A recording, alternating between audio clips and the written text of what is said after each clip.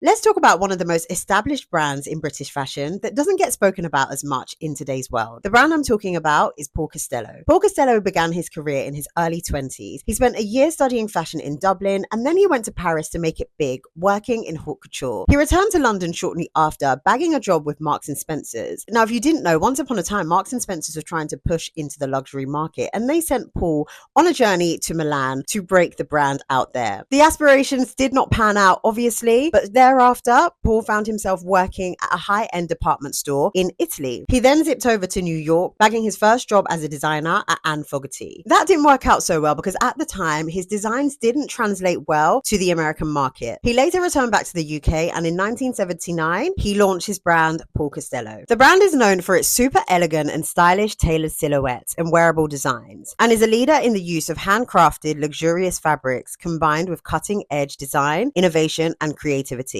He built the business with concessions in the likes of John Lewis, Harrods, and Phoenix. Once upon a time, Paul Costelloe was that brand, so much so that in 1983, he was appointed as Princess Diana's personal designer, and they worked together and collaborated up until her tragic death. Paul Costelloe was also one of the first brands to present at the inaugural London Fashion Week in 1984, and is still presenting shows today. Now let's get into Paul Costelloe's latest Autumn-Winter 25 collection. There is a strong British equestrian influence in this collection. We're thinking British countryside aesthetic. What's consistent in Paul Costelloe's design is that quintessential British style. And that leads me to think, is this the reason why the brand has not seen significant international success? Is their rooting in traditional British style what is inhibiting the brand? And as much as there are some really fabulous pieces in this latest collection, I can't help but think, in today's world, who is the Paul Costelloe customer? And furthermore, as a family run and owned business that doesn't necessarily have a significant strong brand presence, can the brand survive without the founder and the visionary? So many questions on what the future of Paul Costelloe holds, but Paul has said his current strategy is to develop the brand further on the international stage. So let's watch this space for Paul Costelloe.